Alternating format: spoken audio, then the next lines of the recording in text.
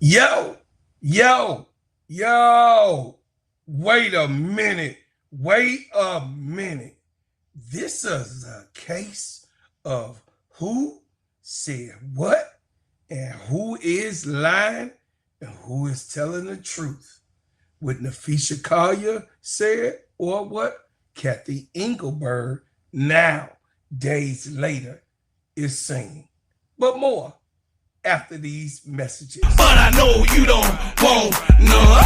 You don't wanna go to war with me. I'm hearing fake suckers talk about they want war. You don't want none coming from the soldiers, boy. Better be cool, sit down and just chill. You don't wanna see me out on the battlefield. I rip tracks up for a damn living. Eat them whole like a piece of pound Thanksgiving. Welcome to the killer's terror dome. Ha. Get ready cause daddy's home. Ha. I'm raw with it, that's why the streets feel me. And that's why these haters wanna kill me. They ain't ready for the counterattack. Ha. I'm shooting rounds with actual facts. So whenever you see me coming, y'all better start running. I came to this game to handle my business. There ain't another reason why I'm up in this. Yo, wait a minute. Cathy Engelbert took the podium tonight, and she, in her own way, is saying she's going to set the record straight. Now, we all know that Cathy Engelbert put out a statement a couple of days ago about what Napheesa Collier said. She clearly said that Cathy Engelbert, to sum it all up, she really don't care about what's going on with the players in the WNBA. Matter of fact, she said that Cathy Engelbert said to her during the Unrivaled session in season that the players should be grateful on their lucky stars that they getting what they getting because of the deals that she had made. Napheesa Collier also wanted to dig into her character on her concern with superstar players that is making this league turn. She said basically that Cathy Engelbert don't give a care. She can give a hoot about anyone all the way down to the lesser player.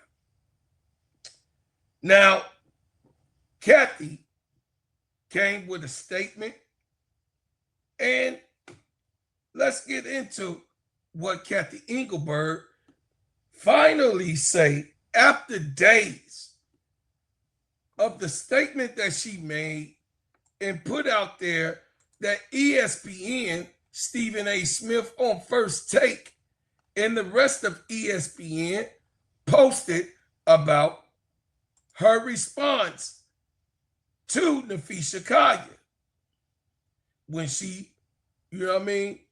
put a weak statement up, as Stephen A. Smith said, that she was taken back about what Napheesa Collier said in this statement, but she never did say in the initial reaction that Napheesa Collier was a lie. So, we're going to play to you about the press conference that she had, and you guys listen, and then later tell me what you think. Some important conversations happening across the WNBA, including remarks made earlier this week by Napheesa Collier. First, let me repeat this. You saw it in my statement, but I have the utmost respect for Napheesa and for every single player in our league. They are at the center of everything we do. I was disheartened to hear that some players feel the league and me personally do not care about them or listen to them. And if the players in the W don't feel appreciated and valued by the league, then we have to do better and I have to do better. We know how great these players are on and off the court, how much they mean to our league, our fans, and our communities. If they don't feel that, I will do everything I can to change that. No one should ever doubt how deeply I care about this league, this game, and every single player who makes the WNBA what it is. So we value feedback, we listen to criticism, we remain committed to engaging in the difficult but necessary conversations that ultimately make us all stronger and better. As it relates to officiating and gameplay on the court, we hear the concerns, we take them seriously. Our game is faster, featuring more talent, and the game is more competitive than ever before. And with that evolution, game rules interpretation and officiating has to keep pace. Every major sport goes through this, rules evolve, officiating adapts, standards shift. Alongside the growth of the game, the WNBA is no different. At the conclusion of the season, as we do every year, the league's competition committee will meet to evaluate the state of the game, which includes game rules, officiating, and player safety on the court. The Players Association and players, as always, are invited to engage. Also, beyond that, we are establishing a multi-stakeholder task force, call it like a state of the game committee, inviting player voices and other stakeholders to that table to ensure that our officiated platform evolves in step with the growth of the league. We'll have more details on that in the coming weeks. And referees and their work serve the game. That service at the highest level requires alignment with its stakeholders to perform and be held accountable to that performance based on that alignment. I think it's pretty clear that we're misaligned currently on what our stakeholders want from officiating. Really? We're loud and clear that we have not lived up to that needed alignment and that attention and change is needed to serve the WNBA to the level of excellence that is not currently being met in the various stakeholders' eyes. There are no greater stakeholders than our players. Their voice is integral to the alignment that is required for good officiating, and we look forward to including their perspectives on how our staff can better serve the game moving forward. So through the competition committee and the state of the game committee I've mentioned, we will take a hard look at what the proper line should be for good, aggressive play that we recognize has evolved into rough play, and how to calibrate the line for legal and illegal contact to ensure player safety and exciting competition. We owe it to the players, our fans, and the next generation to keep building a movement that not only showcases the best athletes in the world, but also inspires millions who dream of following in their footsteps. That's the mission. That's the heart of the WNBA, and that's what unites us all, players, coaches, fans, and partners in pushing this game forward. We all love this game immensely. Together, we've made incredible progress. We've eclipsed previous records. We've expanded our footprint, and we've bolstered the position of our league. And since I know you will ask me about the CBA, I want to briefly cover this. We continue to meet and have important conversations with the Players Association. I want to reiterate that we want much of the same things that the players want. We want to significantly, and I mean significantly, increase their salary and benefits. Really? While also supporting the long-term growth and viability of the WNBA. We have made proposals to that end. We've been meeting regularly throughout the summer and playoffs, and we will continue to negotiate in good faith until we get a transformative deal done. So in closing, these finals mark the end of what has been a landmark season for the WNBA, a season defined not just by the remarkable play on the court, but by the passion, the investment, and the belief in what this league can become. There's still much work to do, and we welcome that work because the WNBA has always been about building something bigger than the game itself. And we know the best way forward is together. And one last item, a big shout out to my team. I am so blessed to be working with so many amazing colleagues at the league office. When I came in, we had very few people working in the W. Now we have hundreds working tirelessly on behalf of the league and the players, and thousands if you include the teams. I have so much gratitude in times like this for how great our team is and how hard they work. They are the best in women's sports, for sure, and they have shined over the last couple of years with their broad capabilities, innovative thinking, stellar execution, and endless passion for doing their best for the players in this game. With that, I'm happy to take your Cathy, next question. Standing to your right. Hi, Cathy. Malika Andrews, ESPN. I just wanted to get some clarity on some of the specifics that Napheesa Collier said about your conversation that you had that was previously private. Did you in fact say that, quote, players should be on their knees thanking their lucky stars for the rights deal that I got them? There's a lot of inaccuracy out there through social media and all this reporting. Really? And so I think what's most helpful is to focus on, I have been in touch with Napheesa. We've exchanged texts. We're talking next week. So I think, obviously, a lot of reporting, a lot of inaccuracy about what I said or what I didn't say. And I will tell you, I highly respect the players. There's a lot of emotion and passion going on right now because we're in collective bargaining. We're in the WNBA finals. And so I'll leave it there. I mean, I'm just obviously disheartened. I'm a human too. I have a family. I have 2 kids who are devastated by these comments. And so all I'll say is just, it's obviously been a tough week. And I just think there's a lot of inaccuracy out there. I absolutely respect that piece of it. I did want to follow up, though, and ask, I think the growing sentiment around the league, right, is that players, they feel that the right leadership isn't in place right now in the league office.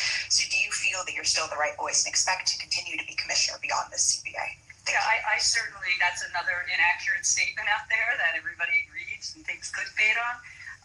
Obviously, I've never been a quitter. I'm entering my 40th year, actually, this month in business.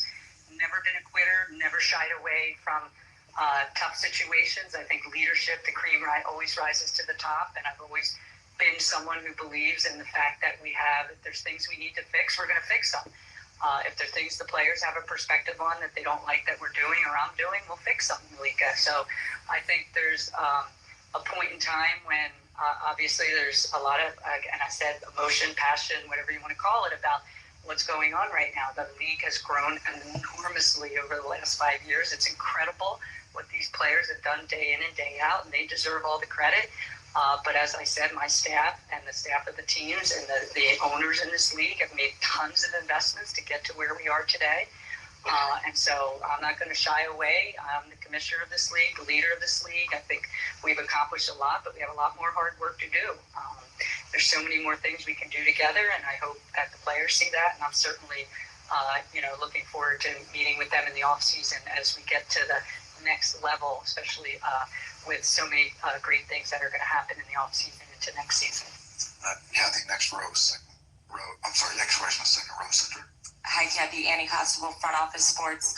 You've continued to express that you were disheartened by the characterization of your conversation with Napheesa Collier. Just again, seeking clarity. Did you in fact say that Caitlin Clark should be grateful she makes $16 million off the court because without the platform that the WNBA gives her, she wouldn't make anything? And do you actually feel that way, that without this platform, players like Caitlin Clark wouldn't be making what they do off the court? Yeah, obviously, I did not make those comments. Caitlin has been a transformational player in this league.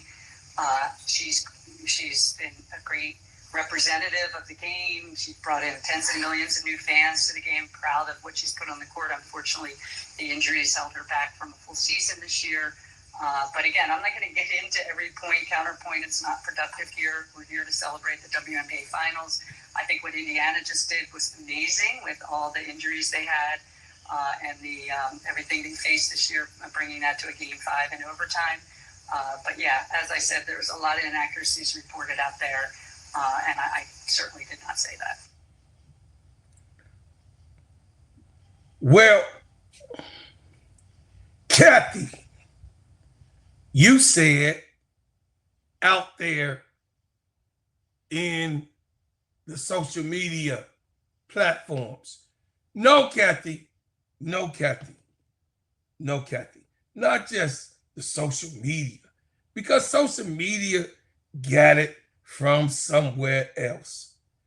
And those words were spoken by a young lady named Napheesa Collier directly to you, Cathy.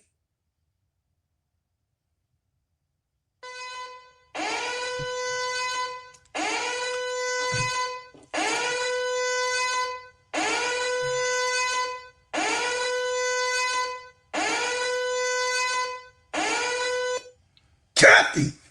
Hello. Hello, Cathy. Hello. Cathy. Napheesa Collier said what she said.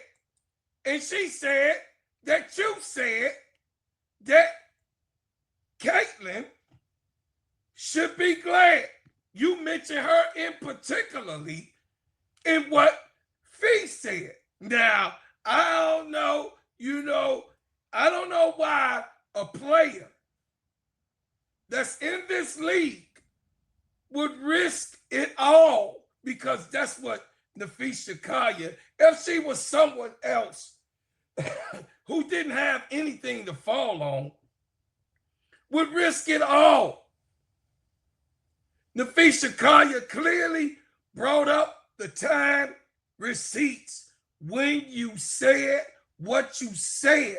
Then she brought up time receipts on your response on players getting injured. Multiple players have said that you ain't gave them no call, and then a player, a superstar like Napheesa Collier in your league, twice runner-up for MVP and a Defensive Player of the Year last year.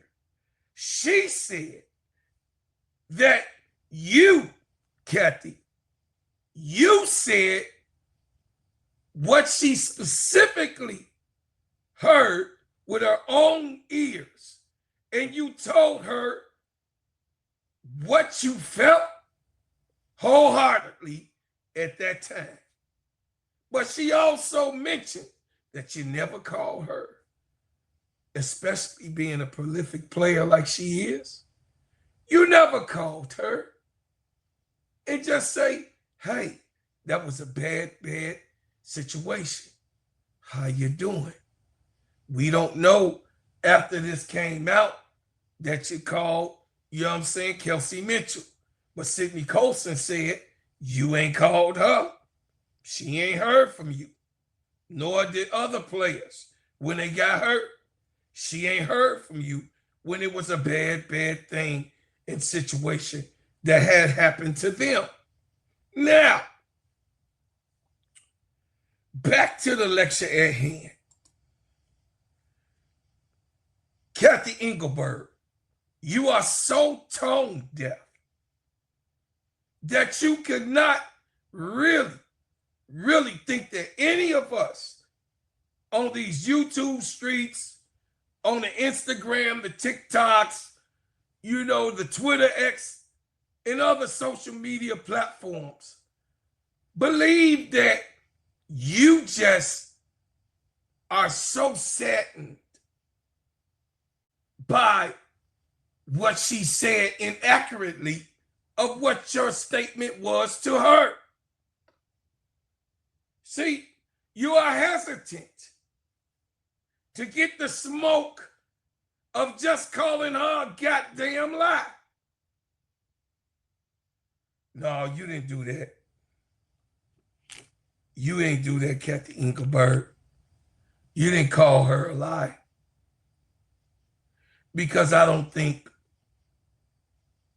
that Napheesa Collier, with the credibility and the characteristic of Napheesa Collier in the WNBA and abroad of her other businesses that she has, would actually risk her character to go out and seek to lie on you. What you do feel is that the trumpet is sounding off. The trumpet is playing, and you can hear it, because on September the 30th, Napheesa Collier came out with a bombshell, and that was what you was taken back about. You were taken back about a young lady who you offended, a young lady that kept it all in because she knew that negotiations were coming. She held on to it the whole entire season. She held on to it until the negotiations was going to be at the table. But after injury and a quick exit from the playoffs in the semifinals,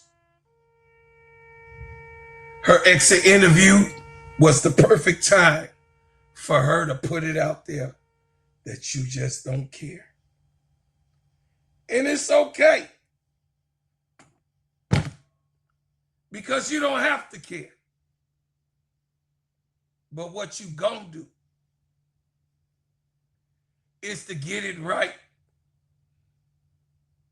And I think Adam Silver needs to step in and bring forth a new commissioner. That's what I think. I really do think that Adam, hey, yo, bro, Adam. This lady done lost the players, Adam. The players don't want to deal with Cathy, Adam. She has a track record of not caring with these players. This is what the players are saying to you, Adam. So will you keep a person that is tone deaf to the woes and the what to do's and knowing how to just be a human being to other human beings that they're all supposed to be working to get a common goal? Will you, Adam Silver, would you go and handle that? And I would say and agree with Stephen A. Smith that Cathy Engelbert should resign. The players don't want to deal with her. The players don't want anything to do with her. And it's just a serious situation now. It's a rock and a hard place. And whether they go, the only thing that I can see that's coming from all of this is a lockout, because they don't want her. They want change. They want someone who you, Adam Silver, will have to hire that would be more of a people person and not just a financial person, a smart guy like yourself. And where you come from, Adam Sterling, you know, with care. Adam Sterling showed that he loved each and every player who chipped in to the NBA to make it great. So my question is, Adam, will you move on? Will you give the players someone who cares? Because allegedly, Cathy Engelbert, until it was pointed out, don't give a hoot.